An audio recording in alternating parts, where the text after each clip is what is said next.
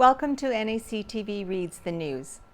My name is Gwen Jacobson, and I'm one of many volunteers that help create programming for our station. NACTV can be seen on MTS Channel 30 or 1030, Westman Cable 17, Bell Satellite Channel 592, or online at nactv.tv. These programs are made possible by our volunteers, staff, advertisers, as well as donations made by you, the viewers. If you are enjoying your NACTV experience, please consider supporting us by either donation or volunteering. You can contact our office at 204-476-2639 or at nactv@wcgwave.ca. This week's edition of the Nipoa Banner and Press is dated Friday, August 12, 2022. On the front page, there's a picture of the office of the municipality of Westlake-Gladstone. This article is by Kira Patterson. The municipality of Westlake-Gladstone has released an update in regards to the cybersecurity breach in which nearly $450,000 of taxpayer money was stolen between 2019 and 2020. During this incident, multiple electronic withdrawals of just under $10,000 were made from the municipality's account at Stride Credit Union over the course of late December 2019 and through the Christmas holidays. After the missing funds were discovered, an investigation began, and the municipality obtained legal counsel to try to determine where the funds went, how the suspicious activity was not flagged sooner, and why their insurance provider would not cover the lost money. The municipality did not make this information public until October 12, 2020, as they had hoped to learn more about the fraud before sharing it with local taxpayers. In the latest update from Westlake-Gladstone, the municipality shared some information provided to them by their legal counsel, DD West LLP. Litigation processes have been commenced against Stride Credit Union relating to its computer system and the loss of funds, and against Western Financial and Travelers Insurance relating to the insurance policies and denial of claims under those policies as they related to cyber insurance, the release stated. These lawsuits are in the document discovery stage and will be proceeding to examinations for discovery once all documents have been exchanged, the statement continued. In addition, the municipality stated that they have found no reason to believe that the Chief Administrative Officer, the CAO, was involved in the fraud. We can advise the residents and ratepayers of Westlake-Gladstone that there is no evidence the Chief Administrative Officer took or misappropriated the funds or was involved in any manner whatsoever with respect to the taking of the funds. In addition, given the very short time over which the money was removed from the account, the Chief Administrative Officer handled the matters appropriately and followed office procedures and proper banking service reviews. We remind all individuals to refrain from any slanderous or libel allegations and request everyone refrain from making unacceptable remarks about or towards the CAO, they stated. The Banner and Press asked Mayor Scott Kinley whether there have been accusations against the CAO or rumors going around the community which would prompt them to make such specific statements in their release. Kinley noted that he and the municipality cannot make any further comments than what was stated in the news release. Council and CAO are working with the legal team and is committed to providing updates when provided, the release stated. Oh, and the drama goes on. Okay, next. Here we have a great picture. Kinsman Courts 2 hosts official ribbon cutting ceremony by Casper Werhan. Kinsman Courts 2, or as we call it KK2, was bustling with activity in the afternoon of August 6th After a long stretch of planning and construction, the assisted living facility was christened with its official ribbon cutting that Saturday. Town officials, residents, and visitors alike gathered at the location to converse, enjoy the ceremony, take tours, and enjoy the food prepared by KK2's kitchen staff. "This has been a dream of a few years," said Grant Lucan, Kinsman president. "I really can't thank everyone enough for their feedback and support." Kinsman Courts 2 has indeed been a long time coming. The Assisted Living Centre got its start through a needs survey back in 2017 to evaluate how much demand there was for an additional building. Then in June of 2020, the ground was broken and construction began, continuing into 2021. By early November, some residents were able to be welcomed into their brand new home. Vacancies in the living complex are steadily filling, with application forms available on the Kinsman Courts website. Inquiries can also be made by contacting Dana Menzies at 431-351-0611 or Dana Menzies at neepawakinsmancourts.com.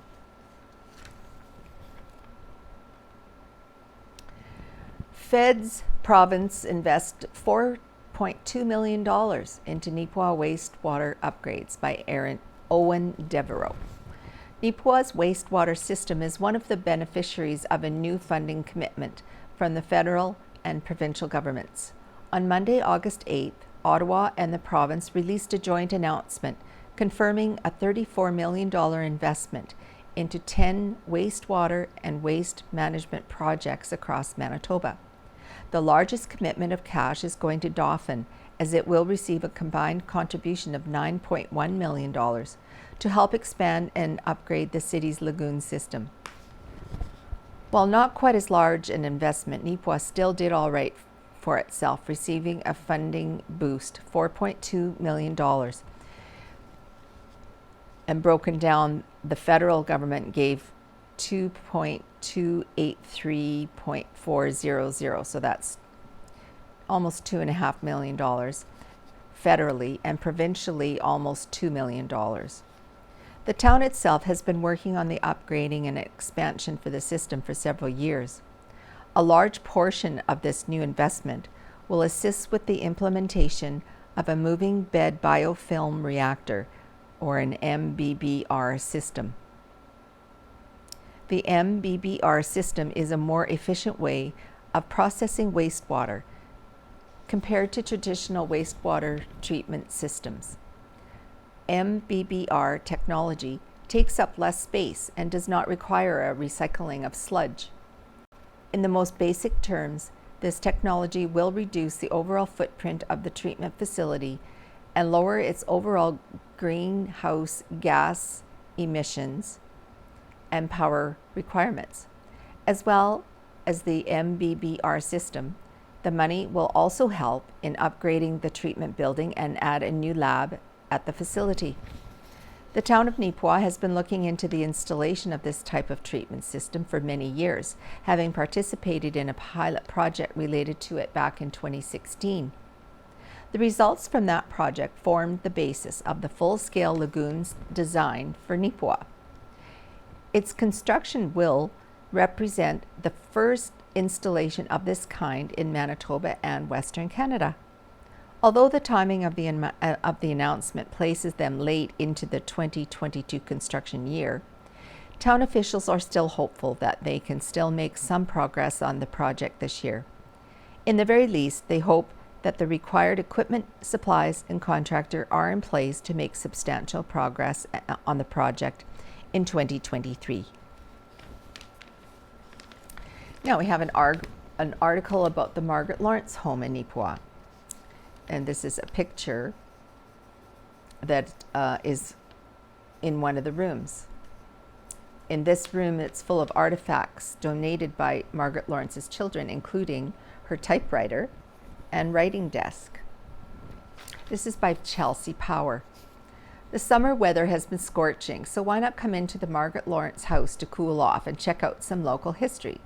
The Margaret Lawrence home was the childhood home of none other than Margaret Lawrence, an author many have read either in school or later in life. Her novels tell the stories of stubborn women, women who just want some excitement in their lives, and women who are determined to be on their own.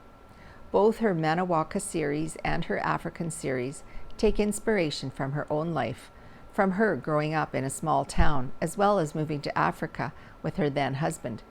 You will be able to see the sprinkles of real life that Lawrence draws from her writing. Why not check out the house where she grew up?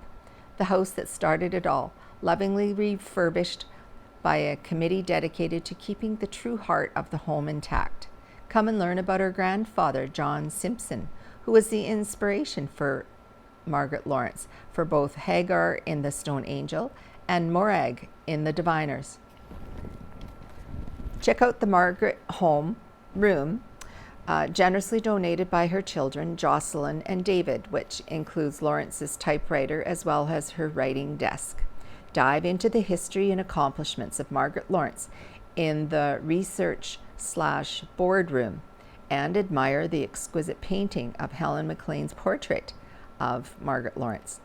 If you're interested, you can call 204-476-3612 or email at mlawrencehome@gmail.com. Or you can stop by in to check out the gift shop, stocked with both locally written books and Margaret Lawrence's novels, including her children's book called 6 Darn Cows. Or go for a self-guided or an audio-guided tour available on the website at www.margaretlawrencehome.com. The house is open until Labor Day, every day from 10 a.m. to 5 p.m. The Margaret Lawrence home is a great place to learn more about local history, Canadian literature, as well as just checking out a gorgeous old home. Hope to see everyone soon. And here we have a picture of some special guests of the Banner and Press. Kids from Stephen's Early Education Program took a tour of the Nipoa Banner and Press office on Thursday, August the 4th to learn how the paper gets made. Well, isn't that nice? And at the Roxy Theatre this week, or August 17th to the 18th, is Thor, Love and Thunder. And then August 24th and 5th, the show DC League of Super Pets will be on. Okay. What else? Maybe we'll do this one next. This week, out of Helen's kitchen, Helen Drysdale has a recipe for carrot pumpkin seed muffins. Pumpkin seeds may be small, but they're packed full of valuable nutrients like calcium, iron, magnesium, manganese, potassium, zinc, and much more. This healthier muffin recipe has pumpkin seeds, carrots, raisins, and is the perfect treat for breakfast, lunch, or afternoon tea. You'll have to go online to get that recipe. That sounds good. Rolling Barrage, Coming Back to Nipoa by Kira Patterson.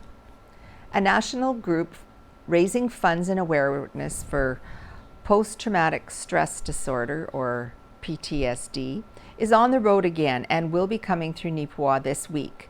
The Rolling Barrage is a motorcycle group riding from coast to coast across Canada to support military and first responders living with PTSD. The group will be arriving in Nipoa on Thursday, August 11th at about 6 p.m. and will be stopping at the Legion for dinner and staying the night in town. Mark Goldade, one of the organizers of the Rolling Barrage, said to expect about 200 riders to be coming through. The Rolling Barrage went through Nipoa around this time last year and was met with hundreds of local supporters. Goldade noted that the community response they had last year was one of the reasons they wanted to make Nipoa one of their stops again this year. The Rolling Barrage 2021 tour raised about $65,000, all of which goes to support active and retired armed forces, RCMP, emergency responders, healthcare workers, and more who are living with PTSD. And here we have a picture of the Kelwood Fire Department. On August 6, 2022, the Kelwood and Area Fire Department held their annual barbecue fundraiser. There were approximately 260 people in attendance. The proceeds go towards building maintenance and new firefighting gear. The 15 active volunteer firefighters are very grateful for all who supported and donated to their fundraiser. Nice. And here's a really old picture of a school. This 3-story brick school located at Gladstone was a familiar sight for those who were around from 1898 to 1918. Holy moly. That's old. And here we have a picture of the Gladstone baseball team who were winners of the Sports Association Cup July the 4th, 1905 and May 24th, July 2nd, 1906. Oh my goodness. And here we have some pictures to show you. It's of our MP, Dan Mazier, and his team invited everyone to a barbecue and a passport clinic in Nipoa. This is by Owen Devereaux. Nipoa residents hoping to once again start traveling internationally recently received a little bit of help in that dream. The office of Dan Mazier, Member of Parliament for Dauphin, Swan River, Nipoa, hosted a pop-up passport service at the Nipoa Legion on Tuesday, August the 2nd. In total, about 130 people took advantage of the opportunity, getting their passport photos taken and their applications accepted for review. Under normal circumstances, a person hoping to renew their passport information would need to travel or mail their information to a Service Canada Centre, usually in Winnipeg, or perhaps Dauphin. Mazier said being able to bring this service closer to home to those who needed it was gratifying. Tuesday, August the 2nd was a very good day. It was a chance to talk with people face to face and to assist them with some important paperwork. This passport clinic, I've always wanted to do it. When you look at a riding like this, there is a need for it. There's only one Services Canada outlet in our whole entire riding, and it's in Dauphin. And that is a problem for a riding this size. So if we can offer more of those services, we're glad to do it, stated Mazier. The day's activities in Nipoa also included a barbecue at Mazier's regional office. There he had the chance to speak with constituents and hear their thoughts or concerns on many topics. The one item everyone seemed to want to discuss, according to Mazier, was uncertainty over the affordability of goods and services due to inflation. He said people are rattled by it, and there needs to be more done to reel in the issue. Mazier and his team hosted a similar barbecue and passport clinic the next day on August the 3rd in Dauphin. Now, there was a multi-vehicle accident near Manitoba by Owen Devereaux. An RCMP officer and a civilian motorist each sustained minor but non-life-threatening injuries from a weekend auto accident near Manitoba. On Saturday, August 6th, around 9:15 a.m., a member of the RCMP from the Nipoa detachment was on patrol in a marked vehicle. The officer was at the intersection of Highway 16 and 10 in the RM of Minto O'Donnell, Manitoba. The police vehicle was traveling west on 16 and was slowing down at a stop sign when it was struck by an SUV. The initial indication indicates that the SUV, which was northbound, on Highway 10 and was taking the yield east onto 16 and took the turn just a little too fast. The SUV ended up crossing the dividing line, striking the police vehicle. A 16-year-old female driver from Brandon and the RCMP officer were both transported to hospital after receiving non-life-threatening injuries on the scene. Both have since been released. Members of the RCMP are assisting with the ongoing investigation. As of Monday, August 8th, no charges related to the accident had been announced. Ooh, that was unfortunate.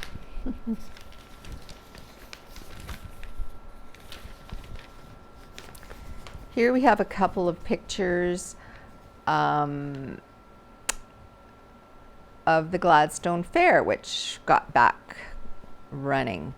The Gladstone Agricultural Society, Gladstone Chamber of Commerce, and the Westlake-Gladstone Recreation Department organized this year's Gladstone Fair, which took place from August 5th to 7th.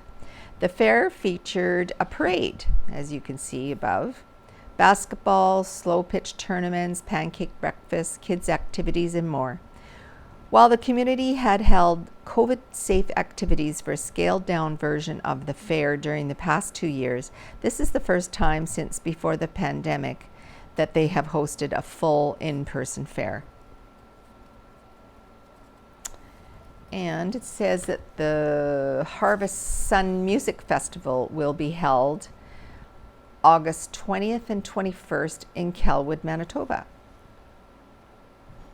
They've got quite a few on the list to perform. Admission by donation. Pass the hat online or in person at the festival. All right, sports and section. New book examines Nipoa Natives hockey history. This article is by Owen Devereaux. Over 3 decades of Junior A hockey in Nipoa is getting a well-deserved and in-depth analysis in a brand new book. Rick Sparling, who previously authored several works chronicling the town's local minor hockey and business histories, has now turned his attention to the Nipoa Natives. The 30-year history of the Nipoa Natives, 1989 to 90 to 2019 to 20, is a 148-page book filled with stories and pictures about the local hockey club. Heavy emphasis of the text is from former players sharing stories of their time in Nipoa and the experience of playing Junior A hockey in a small-town setting. Sparling said, "This focus on personal memories from those involved made the experience of putting this book different from his previous works and, in a way, a much more fun experience." He said it was kind of neat because working on the book was a bit different from the other ones. The other books were more research in libraries and archives, while this was talking with people. Conversations with those different players and coaches who were there and were a part of it. It's a lot more personal than the other books. It could be frustrating at times tracking down as many of the former players as I did, but overall, I had a lot of fun with it. The majority of the guys I spoke with are really solid guys, good citizens, and had great stories to share. I just found the experience of writing to be a lot more personal than my other books. Sparling said the most difficult part was tracking down up-to-date contact information for the players from all those years. He noted that was quite time-consuming, but once he was able to locate them, the vast majority of the 600 former players were willing to talk with him about the club. Sparling estimates that he may have put in around 650 hours of time for research, interviews, and writing. He noted something like this is time-consuming, but worth it, once he saw the finished product. While the book does focus upon the positives of the club in Nipoa, it does not shy away from the difficult topics within the team's history. Sparling said, for it to be a true view of the history of the club, the book had to explore all the aspects of the past 30 years, both good and bad. In summary, Sparling said it was great to hear that the experiences that players had in Nipoa were fairly similar, no matter the era they played in. The excitement was similar. Playing at this level, with many of them being local to the region over the years, it meant something to them. For others, it was their first time away from home, but the community made them feel welcome. Hearing all their stories, whether it was the crazy road stories, what happened on the ice or away from it, the camaraderie you made with your teammates, and the connections established with billet families, it's all there, and I'm glad I was able to do something like this and share it with those who have a fondness for the team. The 30-year history for the Nipoa natives received its official unveiling at the second annual Titans Golf Classic on Friday, August the 5th at the Nipoa Golf and Country Club.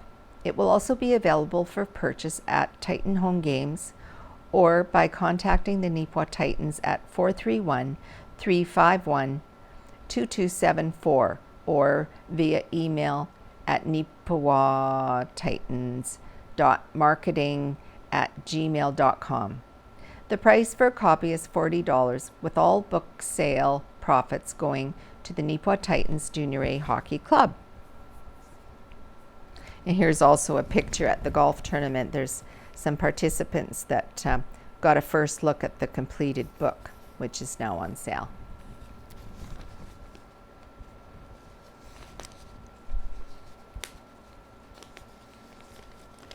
And this is also a picture of a couple of pictures from the Titans Classic golf tournament. It was a large group of current and former players, staff, and supporters of Neepawa's Junior A Hockey Club assembled at the Neepawa Golf and Country Club on Friday, August 5th for the Titans Classic Golf Tournament. The event featured a full round of golf and a bite to eat right at the 18th hole, organized and catered by High Life Foods. And speaking of the Titans, they have named their leadership group for the upcoming season. With about 15 veteran players expected to return to Nipoa for the 2022-23 MJHL season, the Titans had quite a few options when it came to their captain and assistant captains. In the end, however, head coach and general manager Ken Pearson believed that the choices of who should don the C and A upon their sweaters were actually quite obvious. On Friday, August 5th, the Junior A Hockey Club announced their leadership group for the upcoming season during its annual golf tournament. The captain for this year will be Cody Gwynison. The 19-year-old is from Killarney and has played 61 games for Nipoa since 2020, including 53 last year. Pearson said that Cody has all the attributed needed to be a team leader.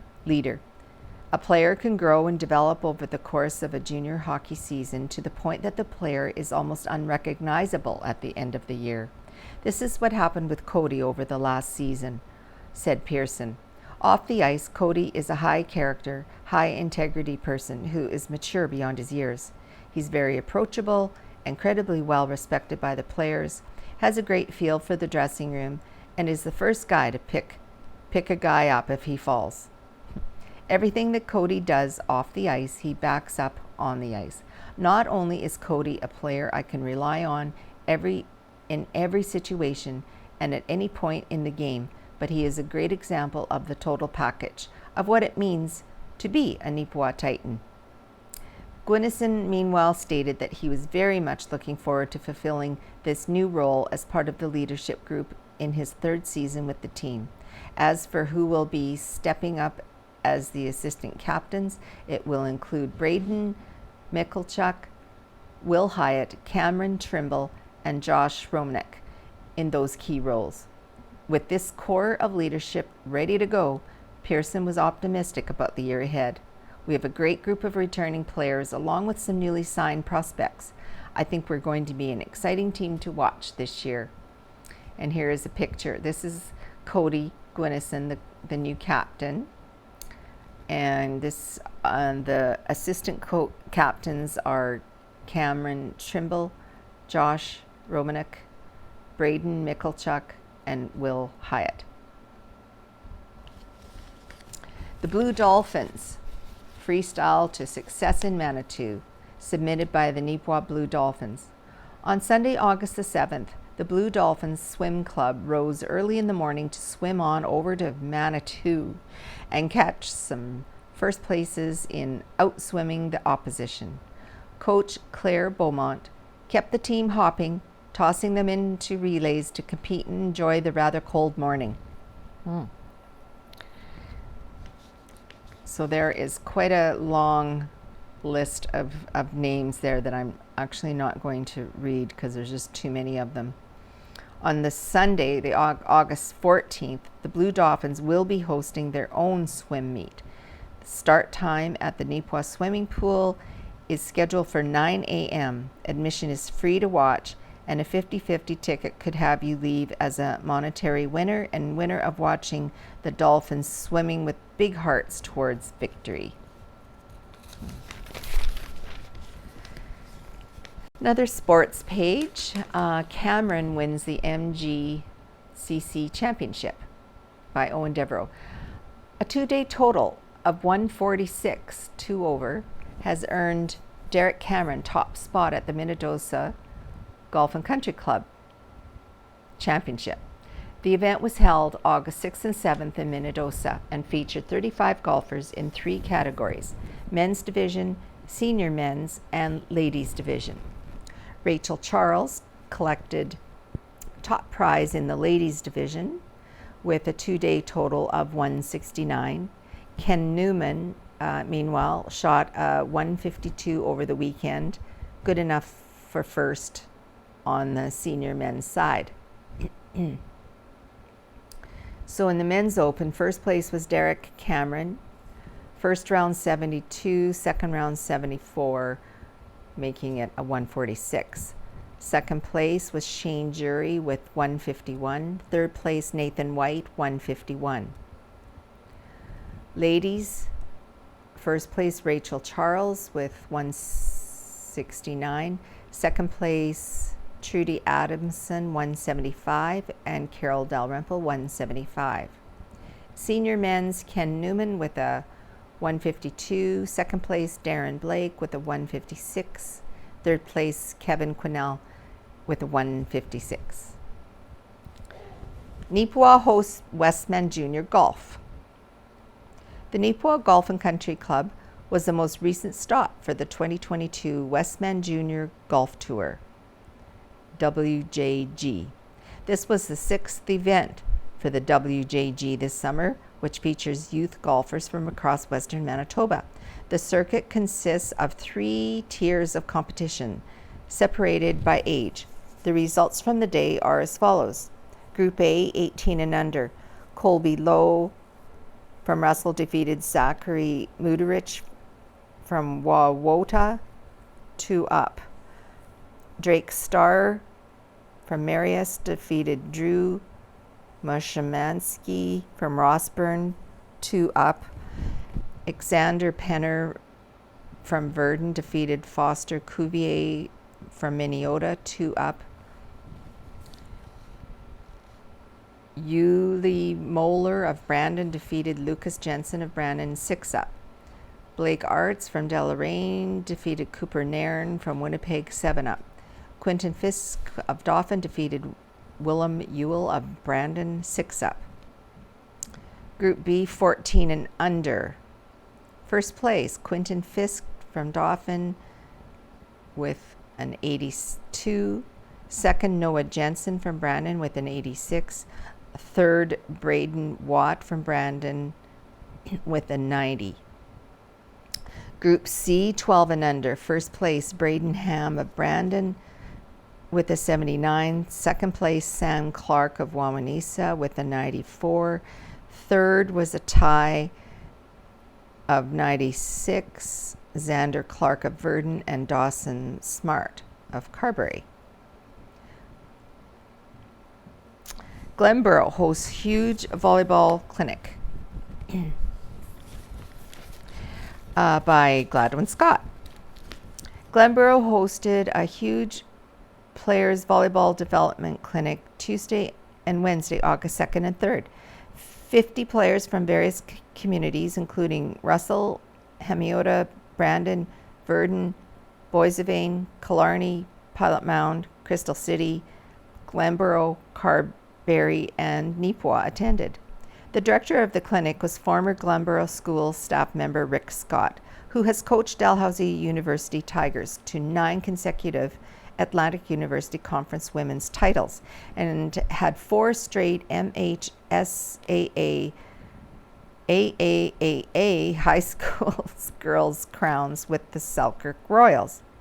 Clinic assistants were Mike Burchuk, former Canadian Olympic coach, Mike Kirkwich, former Sanford coach, and Josh McMillan, former Team Manitoba member. The junior players participated in the afternoon while the varsity group had their session from 6 to 9 p.m. Congratulations to Angie Gwennison on a well-organized event. Gladstone Golf celebrates 65th by Owen Devereaux. The most recent event at the Gladstone Golf and Country Club had some special meaning to the community.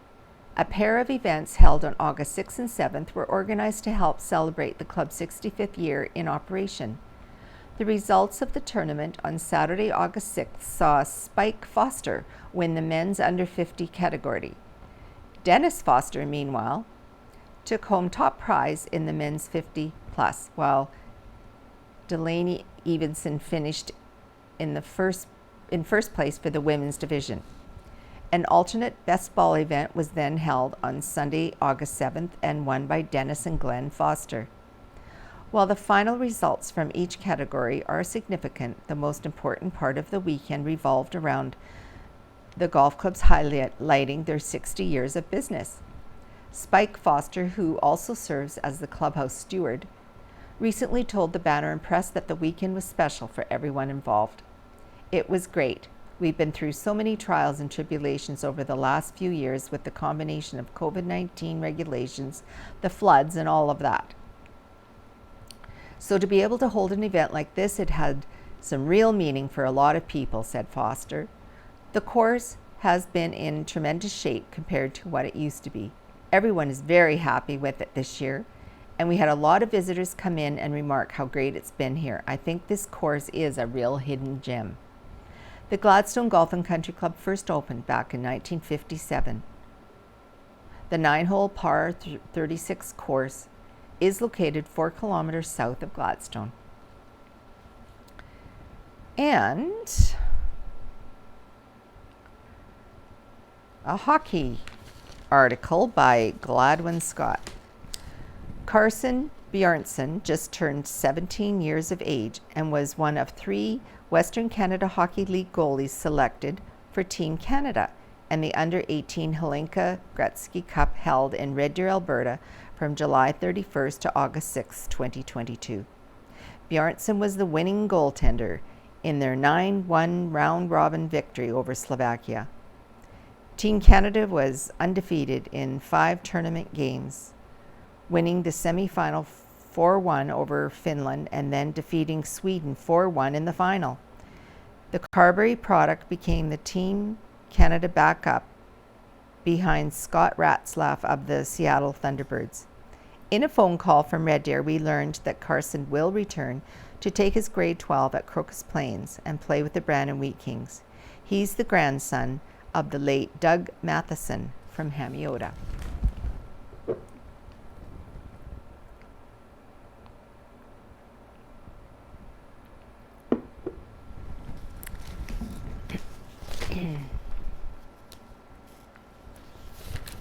All right. If there's anything there. All right. 15th Annual Youth Beef Roundup, a success. The cattle industry is in good hands, and watching the participants at Roundup go through their educational and cattle show weekend. On July 30th, 31st, August 1st, 51 enthusiastic Manitoba and Saskatchewan junior cattle producers attended the 15th Annual Manitoba Youth Beef Roundup in Nipoa. Excitement in the cattle industry brought out a quality group of interested cattle producers and 53 head of cattle. This year, 27 new members attended Roundup for the first time. Where else can you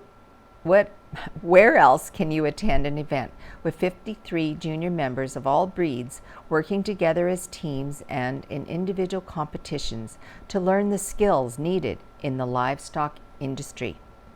This is not just any cattle show, it is an all-around event to promote and educate youth to continue in the livestock industry. 15 years ago, this show was initiated by Bert McDonald, Blair and Lois McCrae.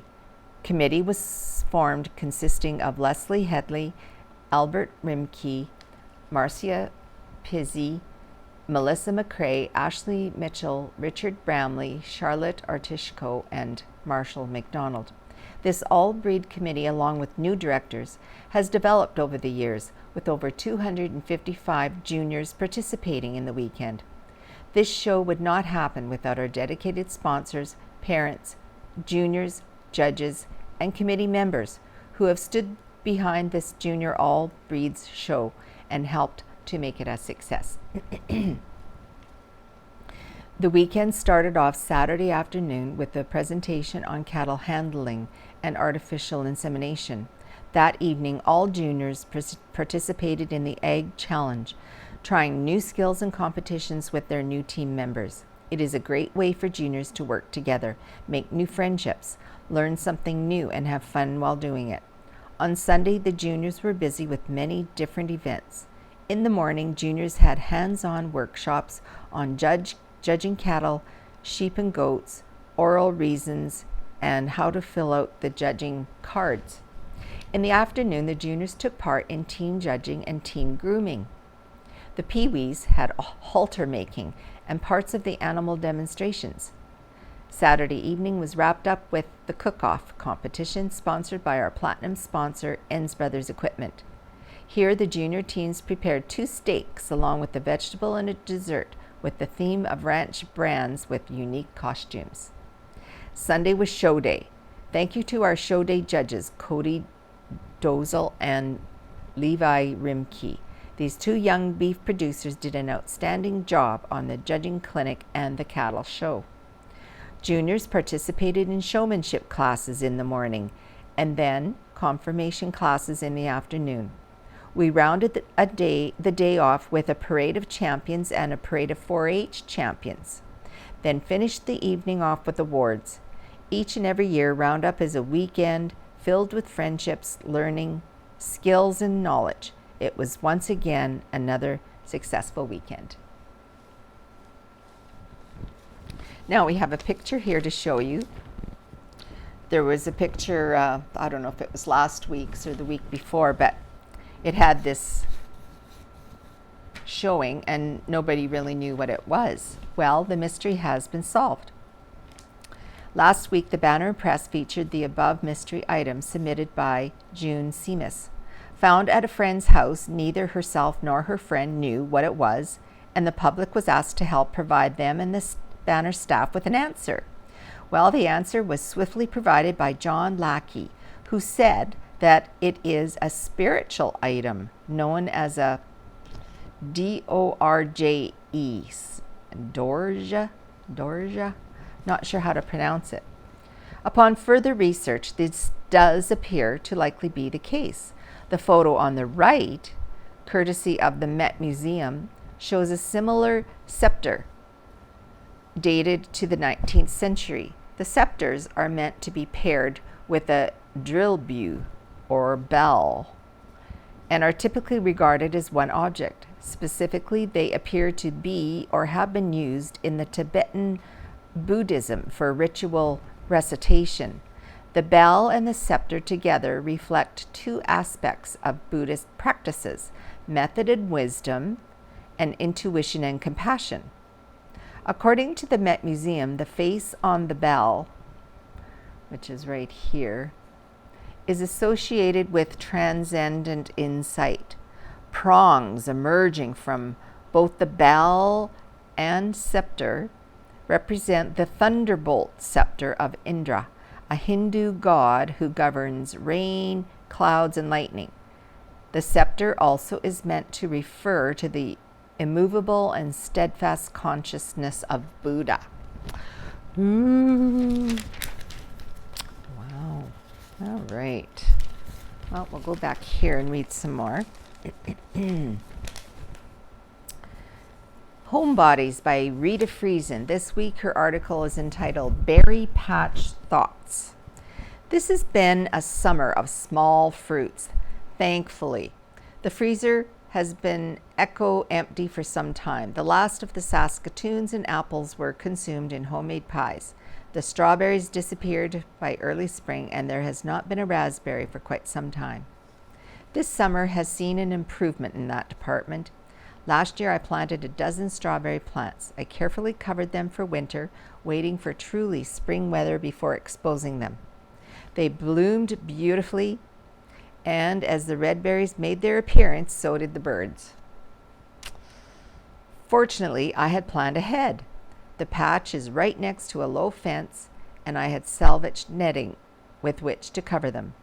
From this little spot, we've been able to eat our fill, freeze a surprising amount, and share with grandchildren and great-grandchildren, above my expectations. We had the opportunity to pick Saskatoons at a berry farm. They were the Thiessen variety, the tree limbs tall and slender, bending under the weight of perfectly ripened fruit. There were 4 of us picking, and in just over an hour we had 6 ice cream pails filled. With very little effort, they were cleaned and stored away for the months to come. Okay, some turned into pies immediately, but I preserved 8 pints and froze the rest. As I was picking, I reflected on the summer of 1977. I was, as it was said at that time, heavy with child, and Ed did not want me heading to the Pembina Hills unaccompanied. He scouted the area, headed up to northern Manitoba for his obligations, and a neighbor couple came berry picking with me. We each had one student who was exempt from school, so there were 5 of us on this adventure. Once we located the predetermined patch, we began picking. The youth carried the pails to the car as we stripped the bushes. At End's Day, I had 75 pounds of beautiful berries, an unforgettable experience.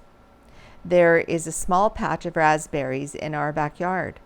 They are volunteer plants that come from under the fence. These too are netted and protected, and here too we have enjoyed many a handful, shared with great-grandchildren and grandchildren, and put some in the freezer. We've also received 2 pails from a family in return for helping them pick.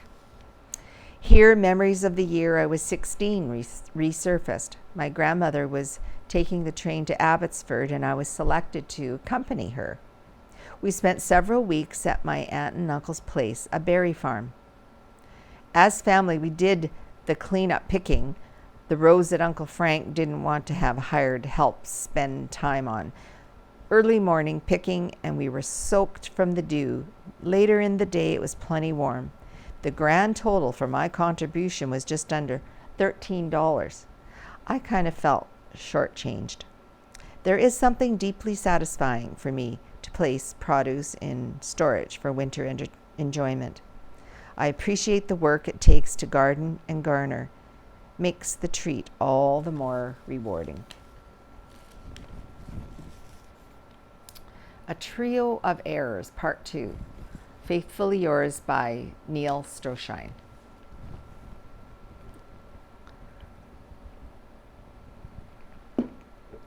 In last week's column, I offered suggestions to show how our society has humanized God.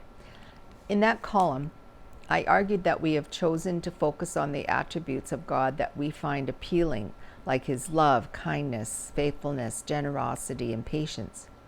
I also argued that we have chosen, whether accidentally or deliberately, to avoid talking about the attributes we find distasteful, namely God's infallibility, his righteousness, justice, and hatred of sin. Nor do we speak of the judgment and eternal punishment he has decreed for all who sin against him and who refuse to repent and seek the forgiveness he offers through Jesus Christ. But some will argue that our society has not outrightly abandoned or rejected God. After all, the Pledge of Allegiance to its flag, for example, the United States, still identifies itself as one nation under God. In Canada, our Charter of Rights states that Canada is founded upon principles that recognize the supremacy of God and the rule of law.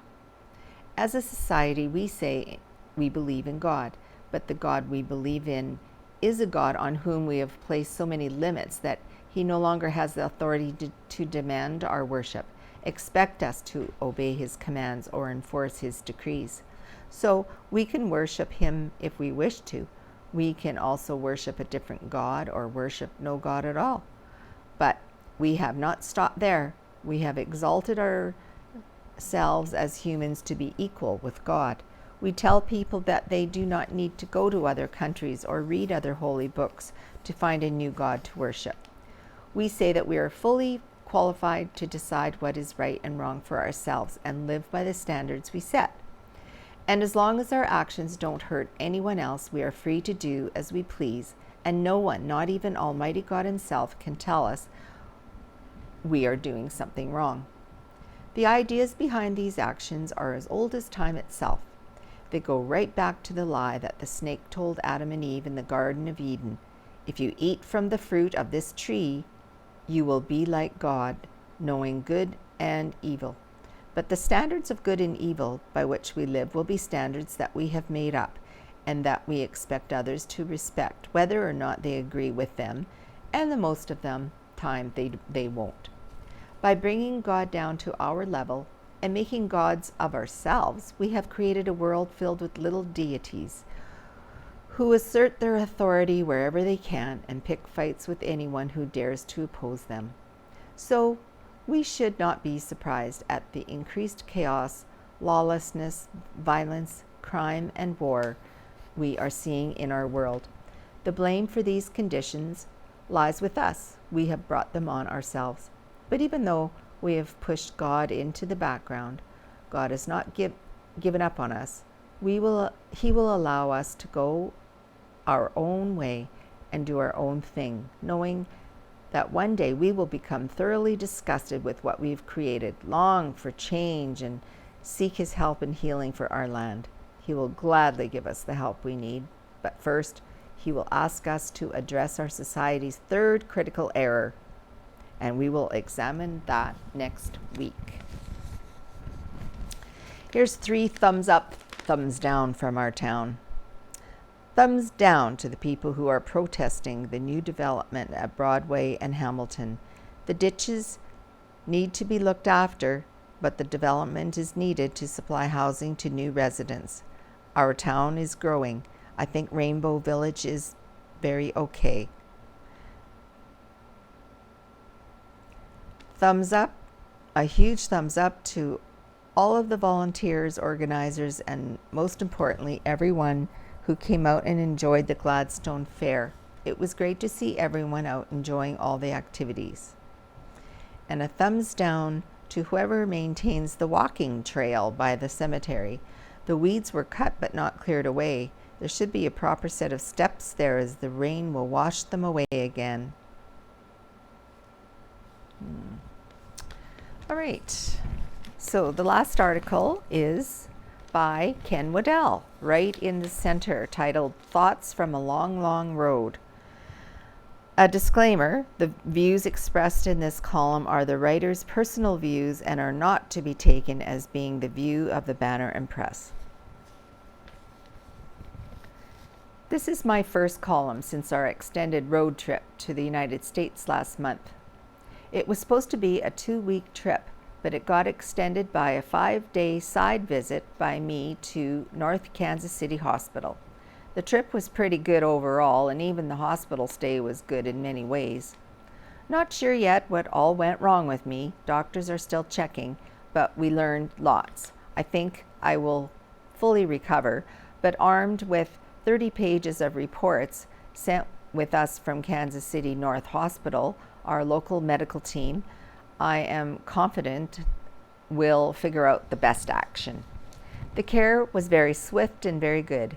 3 hospitals in total, actually, 1 in Kentucky and 2 in Missouri.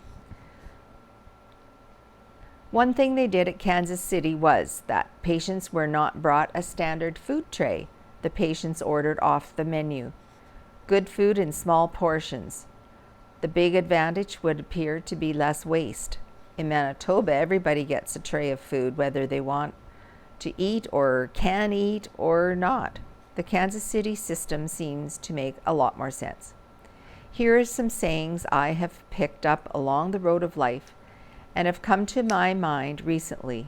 Lots of time to think in a hospital bed and as a 3-day passenger from Kansas City to Nipoa. First, when all is said and done, there is usually a lot more said than done. By Ken Waddell. Feelings are a good barometer, but a very poor compass. By Mike Waddell, that's his son. We need a lot more rockin' and a lot less talkin'. This is from a former Westman area contractor. Never tell a lie except for practice. That was by Mark Twain, 1912. We spent a few hours in Mark Twain's hometown of Hannibal, Missouri, and it was an absolute delight. No matter what happens, look after your faith, family, friends, and finances, and in that order. By Ken Waddell, May 2003, addressing a meeting of very distressed cattle producers at Eddystone, Manitoba. I invite readers to examine this Manitoba government press release on the monkeypox virus and then draw their own conclusion. Well, I guess I'll read it. After working with the federal government to secure additional doses, Manitoba Health is expanding eligibility for the monkeypox vaccine, so people who may be at a higher risk of being exposed can be immunized as a preventative measure.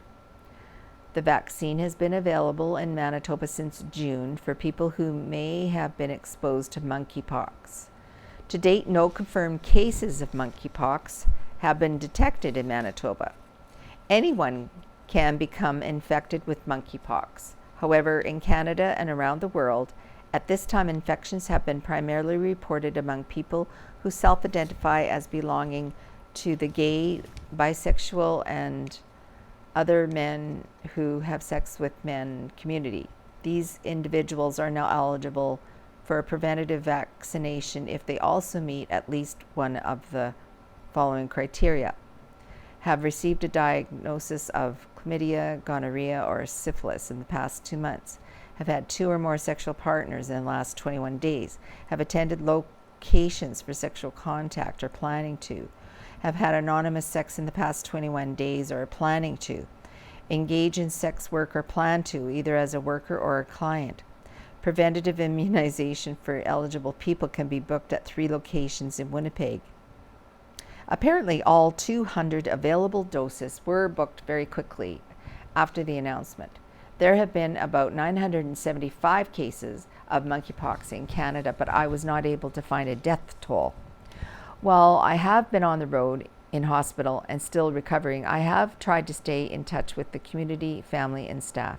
I want to extend a huge thank you to all who have carried on so very well in my absence. Our staff are amazing and I think do a wonderful job.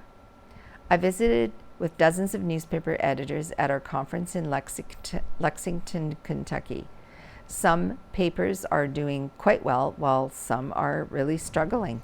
But the key is that a community or a region absolutely needs a local newspaper. I could talk for hours, and did at the conference, on the topic of local newspaper viability.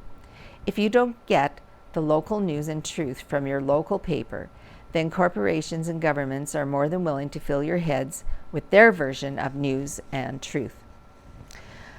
Most of all, when I was sick, and nobody should be surprised, my wonderful wife of almost 53 years took full control and helped nurse me through.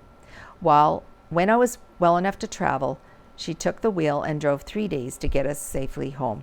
I am very emotional as I write this, eyes filled with tears, when I think how much in spite of all my faults, Christine loves me, our sons, grandchildren, and great-grandchildren. Thank you, Christine, and may God bless us and everyone. So, that is this week's edition of the Nipoa Banner and Press. Thank you for joining us, and hopefully we'll see you next week. So bye for now.